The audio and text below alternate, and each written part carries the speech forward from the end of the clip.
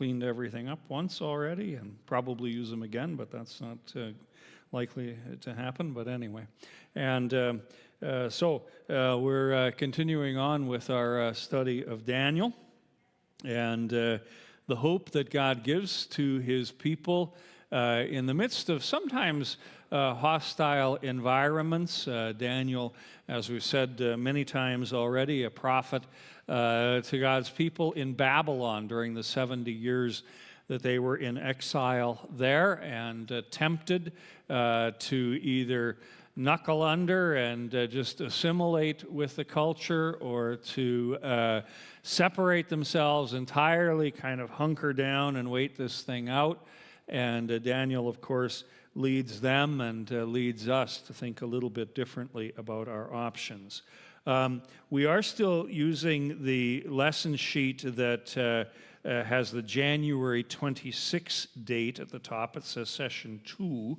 We're coming to the end of that, and I do have a new one available, assuming that we get that far this morning, and we will dig into that. The new one is on the website for people who are at home, and we welcome you, especially if you're tuning us in this morning. We suspect there may be more of you tuning us in than there are here in the building, and so welcome.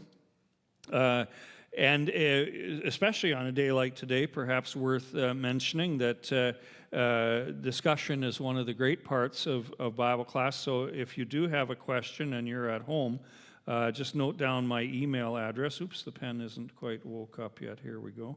Note down my email address and shoot a note, and we will be happy to try to answer any questions that come in that way. I have my phone here. All right. A few funnies just to get us going. Now, these ones, folks send me these things all the time. Well, not all the time, but I kind of save them up when they get sent. And today we're just having a day that's basically things that you have sent to me. Some of them I had seen before. Some of them are new to me. Most of these this morning are new to me. Here's one that came out here. Missing dog. If anyone sees her, let us know. Anyway, that's actually a pretty cute thing to do with lettuce. I might try that at home someday. All right. This particular store has entertaining cheese. Stood here for 30 minutes, but nothing happened. The cheese did no entertaining. All right. Very good, very good. All right. This is a take on one that has been around for a while, but it's a fresh take, and so I kind of liked it. First computer dates back to Adam and Eve. It was an apple with limited memory, just one bite, and then everything crashed. The computer crowd is clapping. Yes, that was funny. That was funny. All right, and then one that I added myself came rolling across something I was looking at yesterday. As we know, the National Coffee Shop is getting ready for their annual roll up the rim to win thing this spring or late winter, whenever it starts. And apparently this year, I've been told, I don't know this for sure, they're actually going back to roll up rims again. Is that verified? It is. Okay, they're going back to roll up rims. Oh, that's the best way. Anyway, somebody rolled this here in Kitchener over the weekend. You won 25 centimeters of snow. We'll happily share that with anybody. All right. Actually, I don't mind the snow. This doesn't bother me too much. I'm not a big fan of really cold, but snow, it's snow. You know, it comes, it goes. It's just snow. It's just snow. And perhaps that's because on the prairies, in spite of all the stories about the dreadfulness of prairie winters, snow can sometimes be a very scarce thing on the prairies in the wintertime. It can get dreadfully cold, but you don't always, when it gets really cold, you don't always get a lot of snow. And so in my years of serving a congregation that was entirely rural, all farmers, every one of them, you began to take on a new appreciation for snow and the moisture that the snow brings, and how a good winter with a lot of snow actually sets the stage for a much better growing season. It's a little different here, where we're surrounded by all these bodies of water that, rain whether we get snow or not. But I remember one year, it was the first year I was in Lloydminster, and towards the end of April, way after you would have thought such a thing could happen, we had about a 20-centimeter snowfall on a Saturday night, and church attendance, we went ahead with the service, but church attendance was predictably very low that day. And when we got to the end of the year and were calculating the year-end worship attendance statistics, I suggested that we should take that Sunday out, because it was kind of an oddity and didn't really reflect, and it did kind of bring the numbers down a little bit. The head elder, who was a farmer, looked at me and he says, well, if you take that Sunday out of the attendance averages, then we'll take our offerings out for the moisture that snow gave us, because as you may recall, Pastor, it was a pretty dry summer, and if it hadn't been for that snow in April, the seeds wouldn't have gotten out of the ground very well. And I was like, fine, we'll include it then. No asterisk or anything. We'll take the little hit and just be thankful. All right, to Daniel. And we are into Daniel chapter 2 here. And we just had kind of set the stage for Daniel's engagement with the king over the question of his dream. Now, just to clarify things a little bit here, we talked last week about being salt and light, and being, what does it mean to engage with the culture? And when we talked about that, we talked about living a life that is deeply faithful and faithfully present to the surrounding culture, maintains a mentality of serving people rather than coercing, disparaging, or avoiding them, engaging with them, all without assimilating to the value, assimilating to the culture's ways, or compromising the gospel.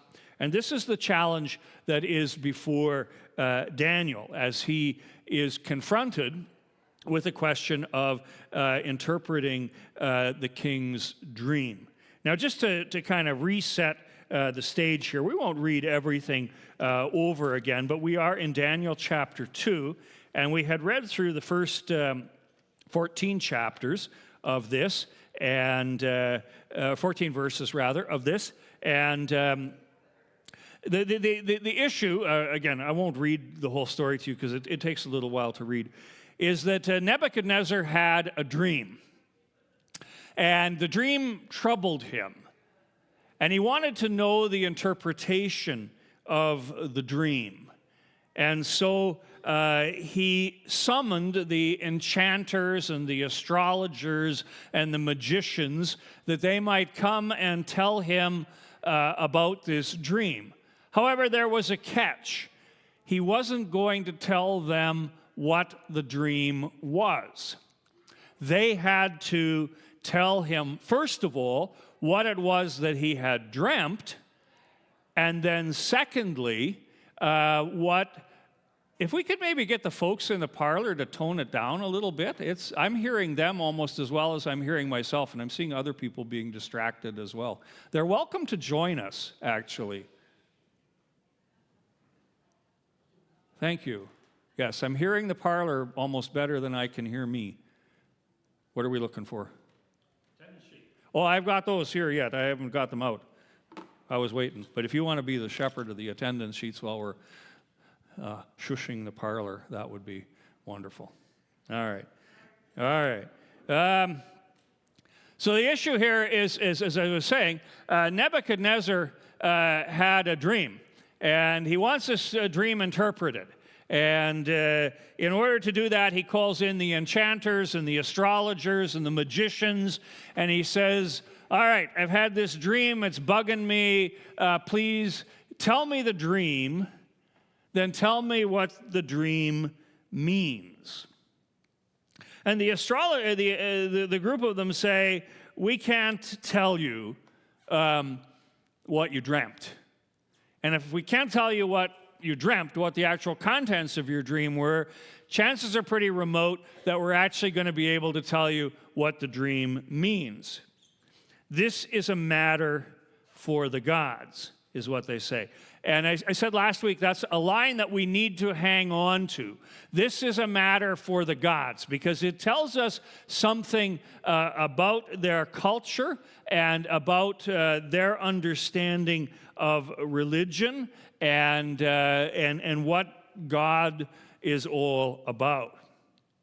And so the king becomes very angry and very furious with the enchanters and the astrologers and the magicians. And he decides that because they cannot do this thing he has asked them to do, they are to be killed.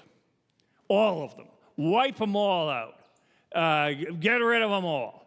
And that would include the Judeans who had recently been added to their number, men like Daniel, and the fellows we know as Shadrach, Meshach, and Abednego. And they learn about this. And then Daniel sticks up his hand and says, maybe there's something I can do. And so he speaks with the commander. We'll pick this up now, reading from the text. I don't have the Pew Bible open, but if somebody has Daniel 2 at hand and doesn't mind blurting out what page we're on, that would be a help. 856. Thank you. We're going to pick it up at Daniel chapter 2, verse 15. And this is where Daniel begins to respond. We'll actually just read 14 so you get the context here. When Arioch, the commander of the king's guard, had gone out to put to death the wise men of Babylon, Daniel spoke to him with wisdom and tact. So first of all, he doesn't fly off the handle. You know, and the first step of engaging with anyone, really, if you want to have a productive conversation, whether that's a productive conversation about what we're going to do this afternoon or a productive conversation about what it is that life is all about and those sorts of things, it's best if you don't fly off the handle right off the bat. He responds with prudence. He's careful. He's respectful as he comes to Arioch. He doesn't go, "Hey, I have nothing to do with this. I'm going to fight you. I don't want to die. This is not my problem," kind of thing. He goes, "No, what's the matter? Why did the king?" And he asks a question, a good question. Why did the king issue such a harsh decree? He wants to learn the context into which he is speaking. And this is a helpful way, too, as we engage people around us, is to find out what are the questions that are being asked, what are the issues at hand here. And Arioch then explained the whole situation to Daniel. And at this, Daniel went into the king and asked for time so that he might interpret the dream for him. Not exactly sure how the sequence went. He probably didn't just march into the king's chamber and say, "Give me a bit of time and I'll get back to you." Probably some back and forth and some interchange there with the administrators and whatnot all else. And so then Daniel returns to his house and explains the matter to Hananiah, Mishael, and Azariah. These are the guys we better know as Shadrach, Meshach, and Abednego. And he urged them to plead for mercy from the God of heaven concerning this mystery, so that he and his friends might not be executed along with the rest of the wise men from Babylon. He does another important step as he seeks to engage with the culture around them. He's already responded carefully, not rashly. He's asked questions. He's made a diplomatic request, we presume, to see the king. And now he does what we so often, sometimes, at least I catch myself doing this sometimes, and that's forget to actually pray about what it is that we are engaging in. And I can tell you from the times that I do remember, and as I get older, I'm actually getting to remember this a little bit more, but if I have an appointment or a conversation coming up that I know is going to perhaps present a few challenges or potential for some disagreement or that sort of thing, those few minutes that you spend in prayer before you have that conversation are very valuable minutes, because they soften you up a little bit. There's something about praying that knocks you down off your high horse a little bit, that you remember that you're not God, and that your opinions are human opinions, and you ask God to bless those very human opinions and to guide this conversation along. And I've been amazed, as I say, I'm getting older now and a little more reliant on that practice than maybe I was as a brash young rookie, and thought I knew everything. And it does. It pays huge benefits. And that's what happens here.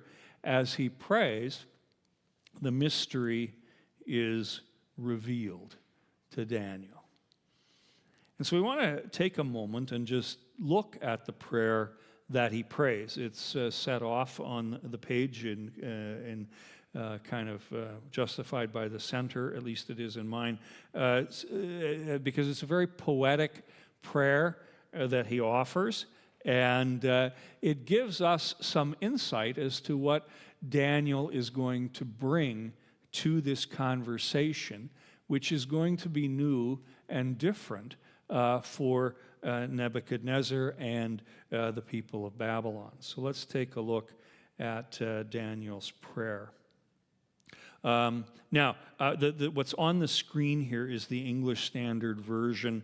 What we're reading from is the New International Version in the church here. They're close enough, I think, that we can easily follow either one of them. I'm going to read it from the NIV, which is the Pew Bible, but then make some notes on the screen on the ESV, and we'll just sort of work our way through.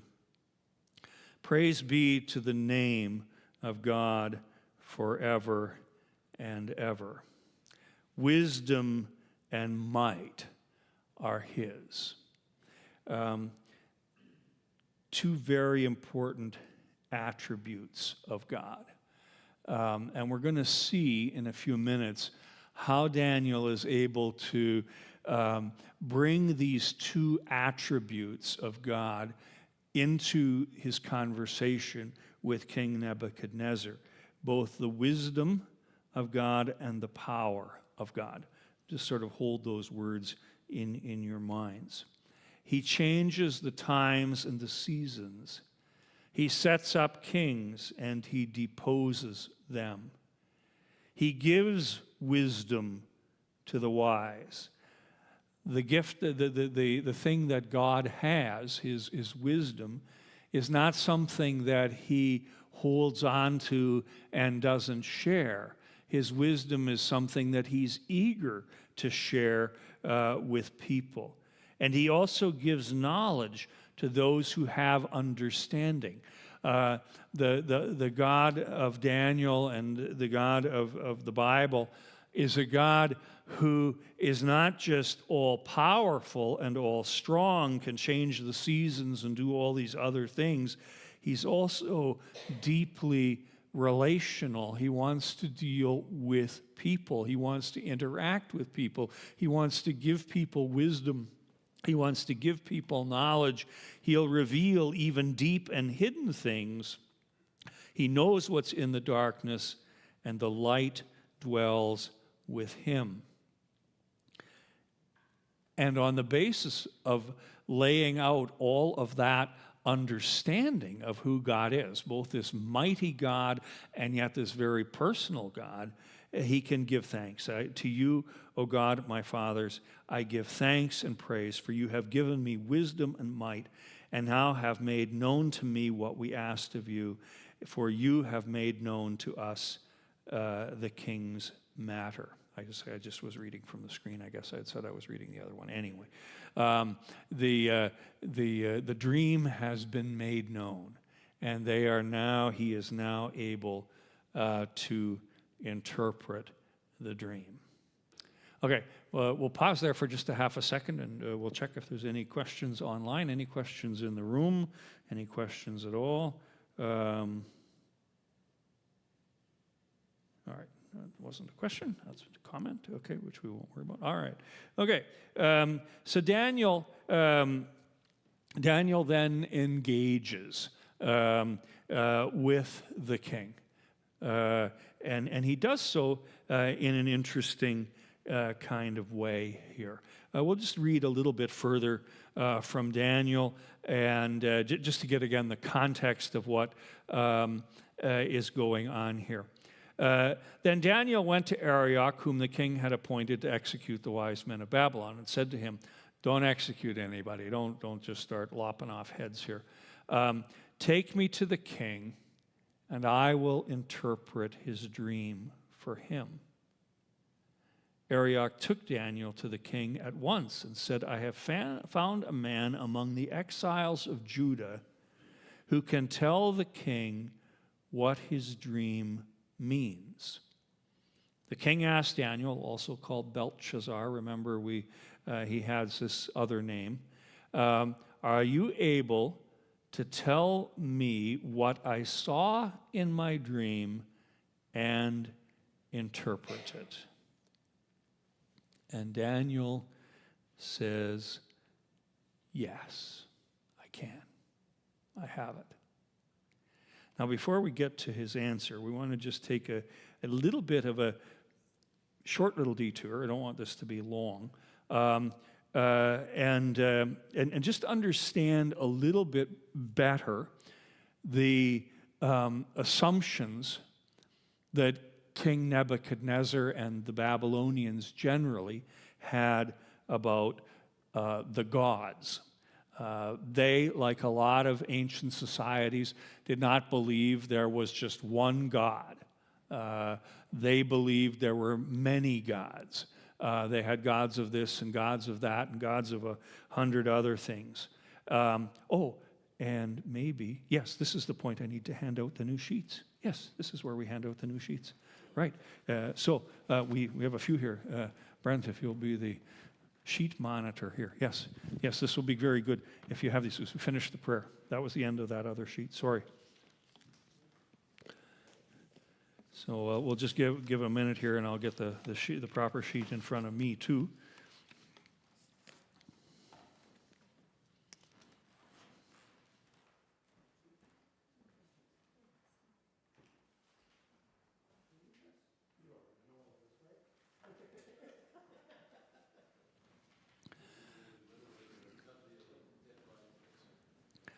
All right.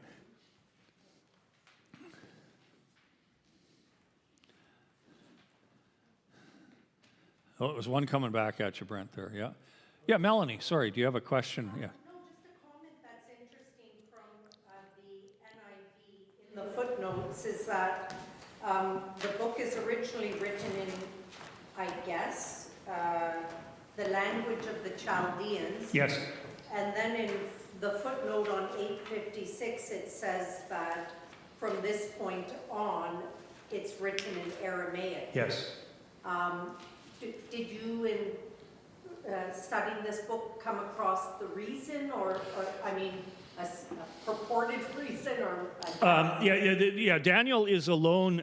Just for those who were online, perhaps couldn't hear the question. If you look carefully at the little footnotes in the Bible I have in front of me, it says at 2 verse 4, it then switches from Hebrew to Aramaic as the language of the writing. My guess, and there's been a lot of speculation about this, is that probably by the time Daniel was actually written down, Daniel lived right through to the end of the exile, and this is happening towards the beginning, that people were pretty fluent in both languages, and perhaps some have suggested as a kind of putting this into the language of the Babylonian people to help them understand how Daniel and then ultimately Shadrach, Meshach, and Abednego and the others played this significant role during the exercise. The book flips into Aramaic at this point. Now, Aramaic and Hebrew are not radically different languages. It may be, trying to always run the danger of saying something that offends somebody here. But it would be a little bit like, some English dialect some places. I think, for example, of Newfoundland. They speak English there, but my goodness sakes, if you're in a crowd of them, you're hard-pressed to know exactly, they have all these other different expressions. It's not quite the same in that they use different different letters and things like that. But it's kind of like that these were very common languages, and people would have been fluent in either. I don't think it's not, it would be the opposite. Maybe another way to put this might be the opposite of why my grandmother and my mother switched into German sometimes. They could do it interchangeably at the dinner table. But we always knew when they switched into German, they were talking about something they did not want us to know. So German became the language, and the rest of us who were solely English speakers were left in the dark wondering what it was they were talking about, though we could sometimes tell.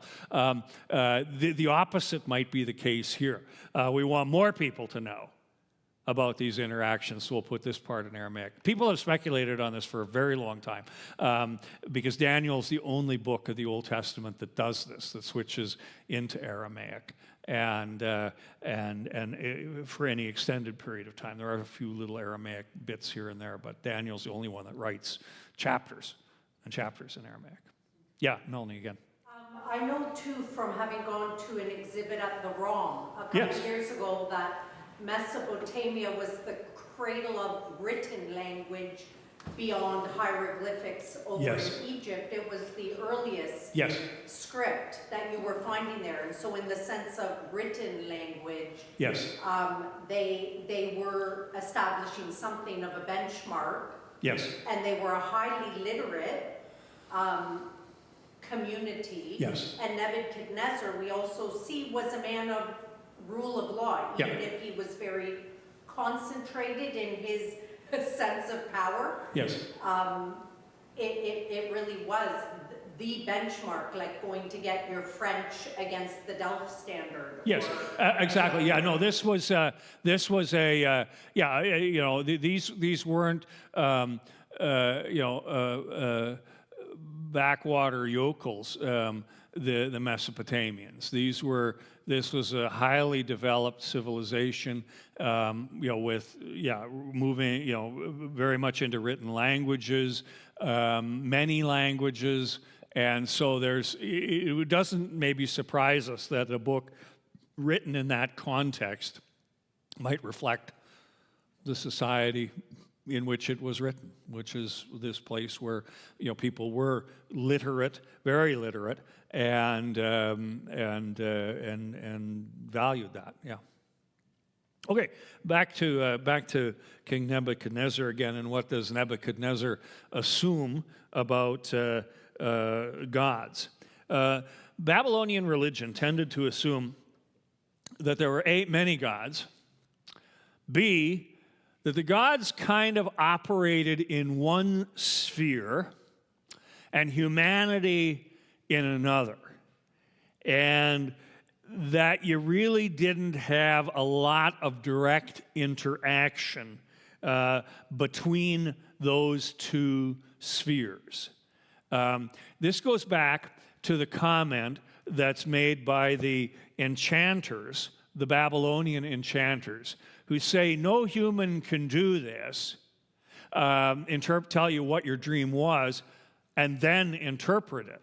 This is a matter for the gods. And now you and I might say, well, why don't you pray then? Why don't you talk to your gods? Well, that wasn't part of their understanding of a God. The gods did their thing, the people did their thing, and there wasn't what we in the Judeo-Christian traditions of the Old and New Testament understand as this place where we could communicate, this means of communication back and forth, that we can pray to God, that God will, through his own means, answer those prayers and guide us along. That was just not a fundamental assumption that they had about the best you could do in those days. And Nebuchadnezzar himself gives us an example of how did you then discern what the gods wanted you to do. Well, you engaged in a little bit of what was still called today divination. We have this little quote from Ezekiel, who's also a prophet during the time of the exile. And Ezekiel talks about Nebuchadnezzar as he's trying to decide whether to attack Jerusalem or not. And in order to determine whether he should attack, whether the gods are on his side or not, he shakes the arrows. I tried to figure out what that meant, but I'm assuming that would mean taking like a quiver of arrows and shaking them and getting some kind of sense from where the arrows land as to exactly what that means. Consulting the teraphim, these are the little house idols that you would have if there was some wisdom that they might give you, or look at the liver. Find a liver. Not yours, presumably, if you want to carry on living. But they would find the liver. Again, I don't know. I didn't take time to research whose liver it is that we were looking at here. But they would open up the liver, and they would kind of look at the liver and see what humps and bumps and spots and dots were in the liver. And if it had certain of these things, it meant blessing. If it didn't have these things, it meant don't go, and that kind of thing. It all seems a little bit bizarre and antiquated to us. But it's kind of what people did in those days to sort of discern future. Perhaps the most modern equivalent that I'm aware of, anyway, was in downtown Edmonton when I was growing up. There were tea leaf readers. They're probably still tea leaf readers today. They just don't advertise on signs. But, people would go and they would get their tea leaves read, and I never went, but I knew some people who did, and this involved drinking your tea, and the tea leaves would be dumped out, and then the tea reader would come along and, kind of poke away at where the leaves landed, and they'd tell you something. I mean, generally it was so generic that you kind of, you will get older. Well, ta-da, I didn't need to have my tea leaves read. Or as Brent is going, palm reading. Yeah, it's another, looking at the lines on your palms and trying to somehow discern your future. That was the sort of thing that Nebuchadnezzar could do. The idea of actually praying to a god and expecting some kind of response, some kind of sign, some kind of guidance, that was completely foreign to him. And so when he sits down then to talk with Nebuchadnezzar about the dream, he's quite blunt that Nebuchadnezzar's understanding of God, the Babylonian understanding of God, is quite inadequate to do the things that Nebuchadnezzar wants done. Your gods, such as they are just not able to do what you've been asking the enchanters to have them do for you. It just doesn't happen in your system. So he goes on and he answers the king. I'll read it from the NIV, or rather the ESV, the NIV, it's my book here, anyway. And the ESV is on the screen.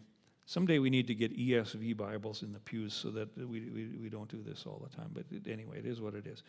Daniel replied, "No wise man, enchanter, magician, or diviner can explain to you, the king, the mystery he has asked about." Impossible. Can't do it. No human can read another human's mind.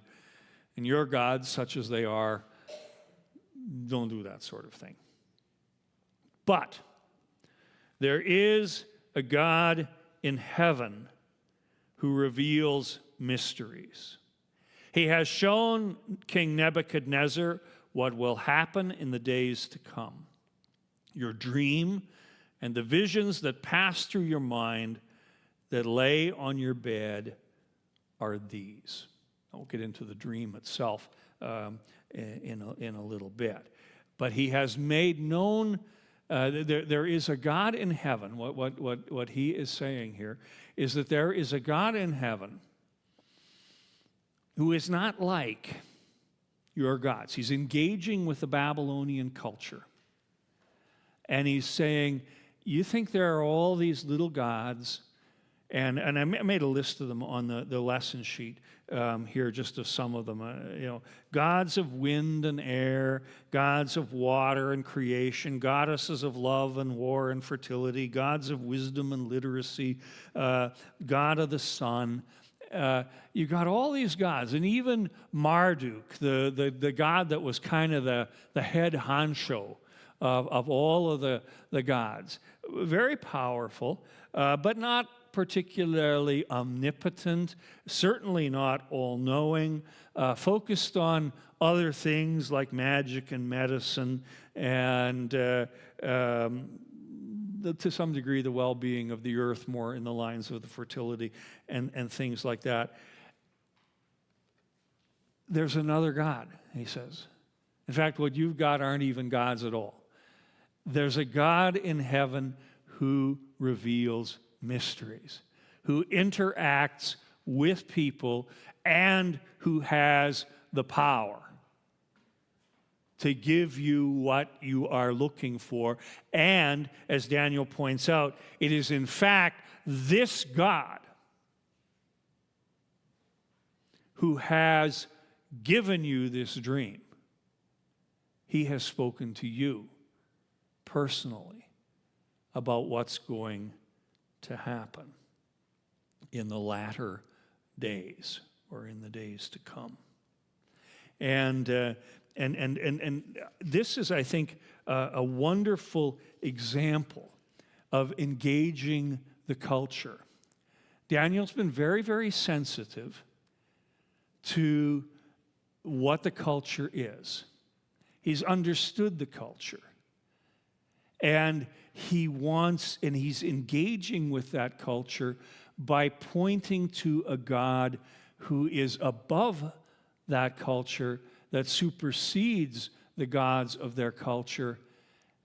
But he's doing it in a way that is gathering him a hearing rather than offending, upsetting the king. He's doing it a way to bring this king, whether he wants to or not, into a conversation about God. And I think this is an approach that is useful for us today, as we face a lot of, in some ways, very similar circumstances. It's not an exact thing, but I've been done a bit more engaging on this, and in today's world, a lot of people see that what we'll just call ultimate reality for the moment here, that what's really, really important, what really gets this world going, is something absolute. A lot of times,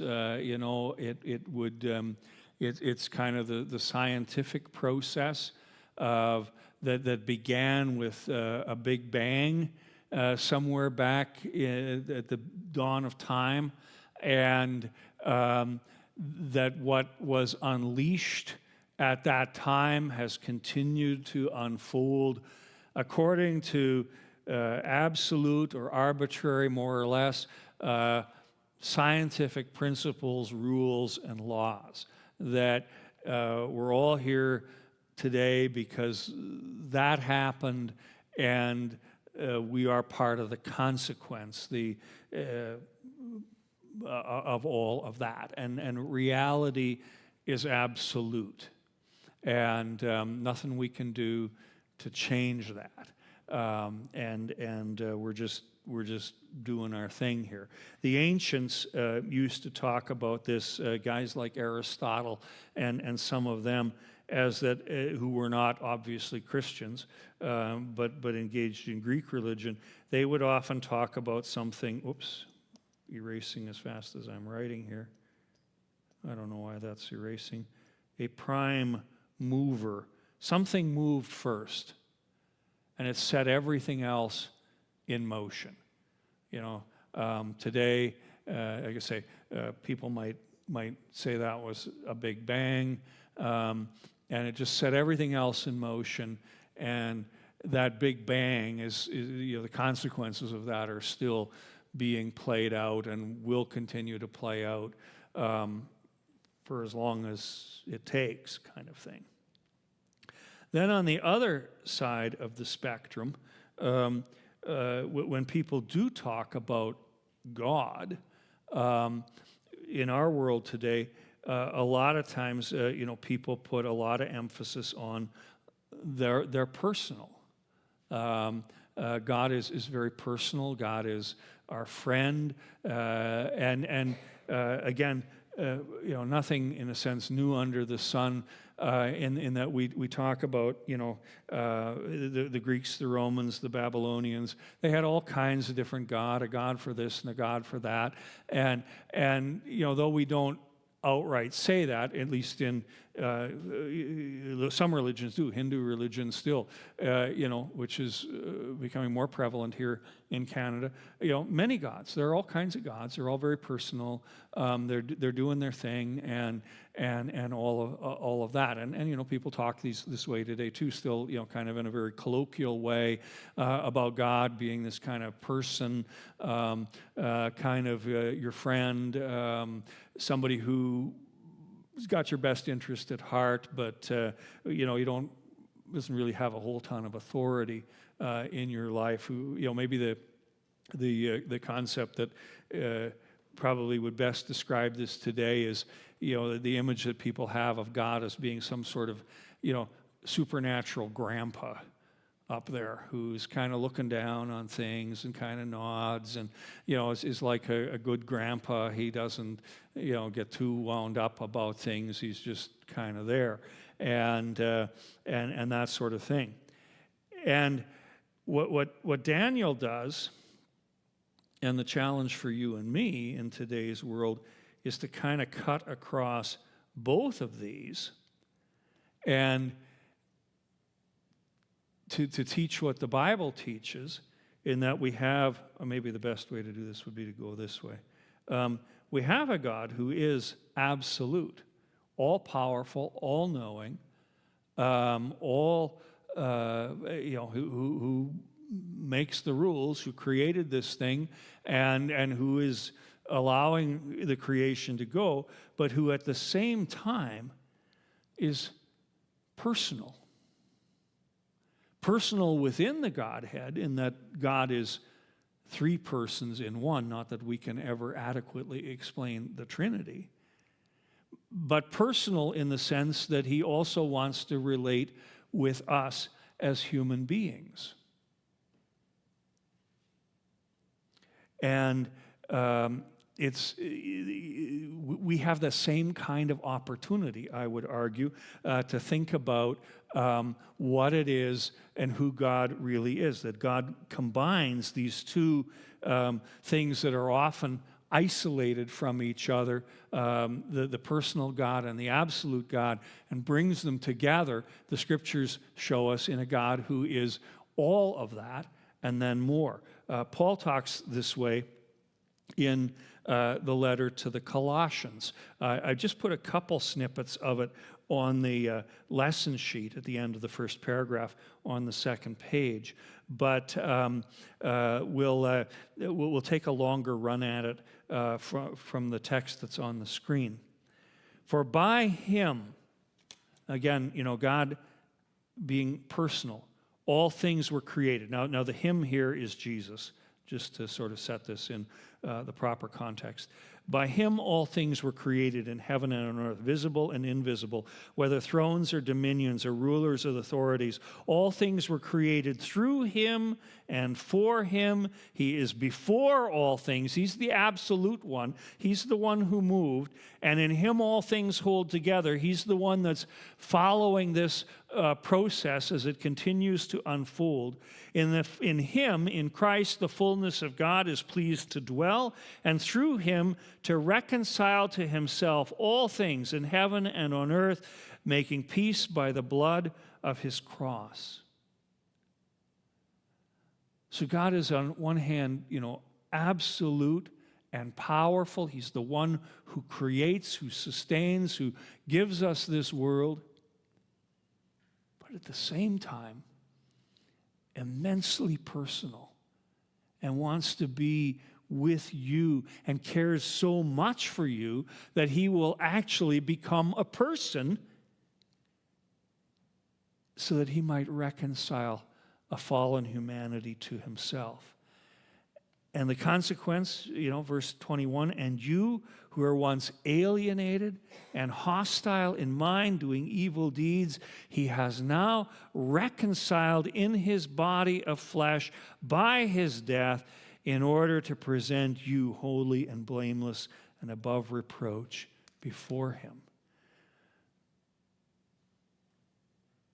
So as we look at the world around us, we can engage with that world when it says, this is all just a scientific process, mathematics, just taking, the calculations keep going and the world keeps unfolding and everything like that, and say, yeah, there is an absoluteness about the whole thing.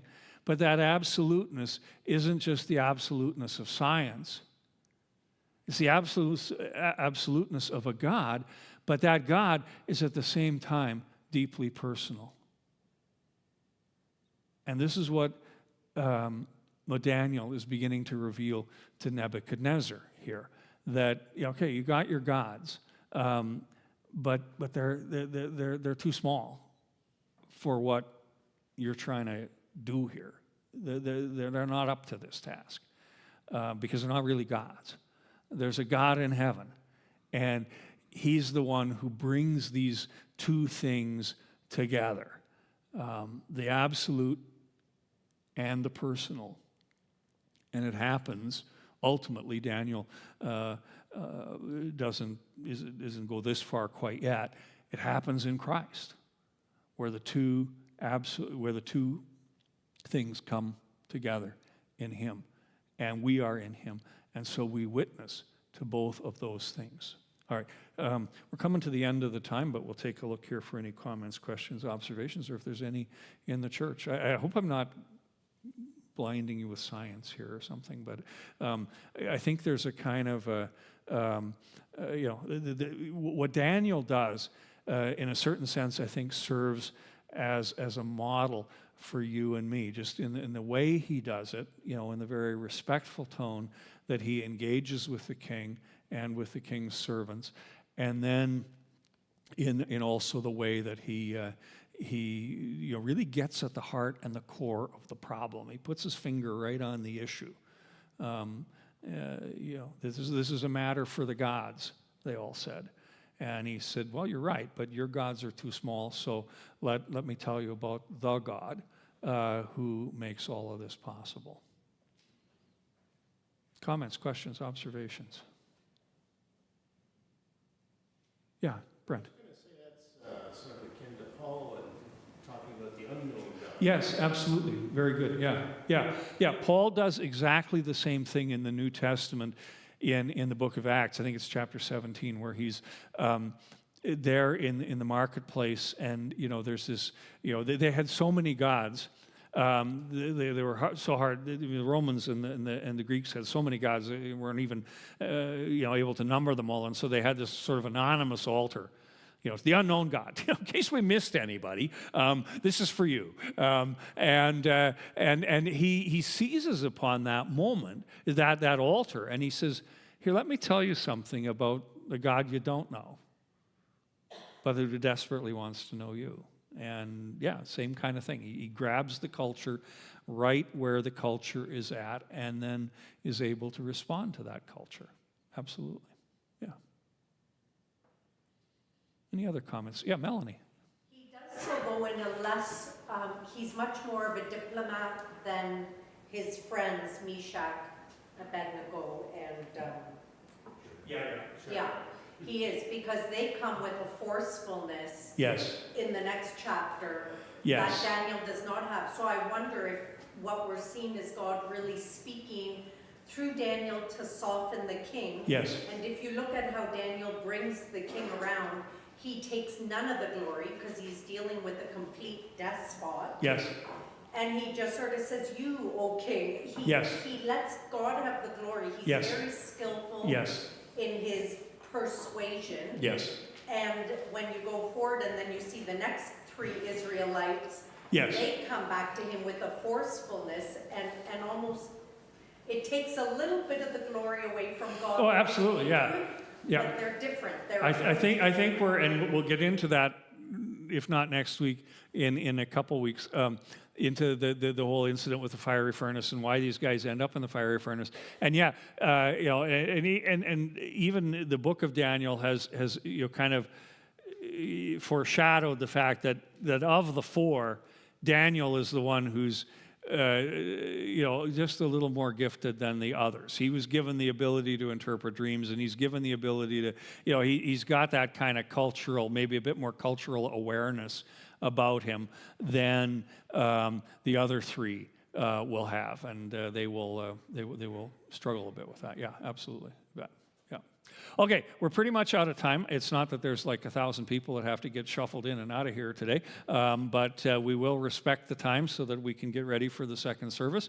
So we'll close with a word of prayer. Just a programming note, we'll continue with Daniel next Sunday, and then 2 weeks from today, Pastor Rogo is going to share a mission presentation from his trip to a much warmer place. He has told us a couple times this week he's been by the pool, by a beach, and all of that. But we're not to feel sorry for him as he suffers in this way. Let's pray. Heavenly Father, we thank you that you are a God who is all-powerful, supreme in all things, whose ways are just, but that you are also so deeply personal and so deeply caring toward us. We pray that you would fill us with a deep faith in you, and also where opportunities exist, give us the courage to engage with the culture around us and to talk about the hope that is within us. We pray, Lord, that you would be with us this day. Bless those who are still traveling to make their way here to the church. Be with those who are best at home today. Particularly grant safety to the workers who are out clearing the streets and making it possible for us to even be out of our homes a little bit today. Continue to watch over them and grant them success in their work. Bless us now this day and grant us your peace in Jesus' name. Amen. All right. God bless.